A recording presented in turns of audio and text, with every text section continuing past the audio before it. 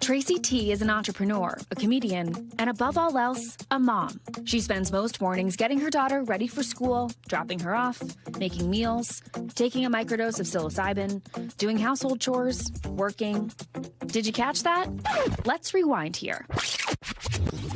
Yep. Every few days, Tracy takes a small microdose of magic mushrooms and goes about her day. I'm not high. Nobody is high. That is not what microdosing is about. Magic mushrooms, or psilocybin rituals, go back thousands of years. But now, a number of states in the U.S. are starting to decriminalize psilocybin as the ubiquity of microdosing spreads across the country. But what exactly is microdosing? And how does it differ from this? I'm starting to feel weird. I'm freaking out, man.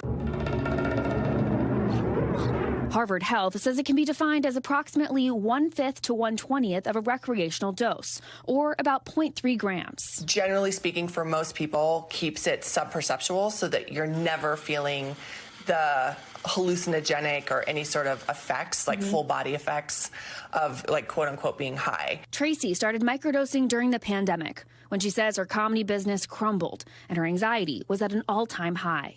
I was 45 years old at the time, never ever did drugs. So no one was more surprised than me to be interested in psilocybin. When I started microdosing, my life just kind of went like this.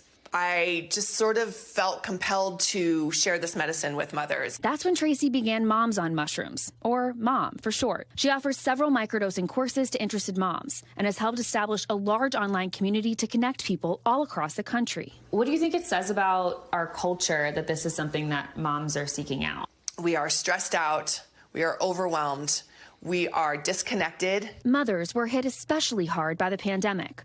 A recent study of over 11,000 moms found that roughly 73% experienced major disruptions and high levels of stress because of the pandemic. Many of them working moms. I was tired and I was burned out and I was grumpy. To manage her stress, Brittany Wilson first tried a mood stabilizer, which she says helped, but it also says it eliminated her day-to-day joys. That's when she turned to microdosing. And you've been microdosing now for a year. Yes. What benefits have you experienced? By using psilocybin on a consistent basis at a very low level, it has given me a foundation from which I can manage those stresses in a way that I wasn't able to before.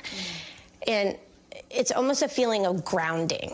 But even though a lot of people say microdosing has benefited them, Dr. Matt Johnson says the science can't back it up just yet. Just because the studies haven't proven that microdosing can help with these disorders doesn't mean that that's not true. My best guess is that some people are reporting very real effects and in terms of it helping them in different ways. But I think for other people and maybe in other ways, it's largely placebo. Through her own experience with psilocybin, Tracy believes it can be an alternative to some traditional medications. I think SSRIs are amazing, groundbreaking medicine. I don't necessarily think that they're for everyone either. I see this as a generation saying goodbye to mommy's little helper.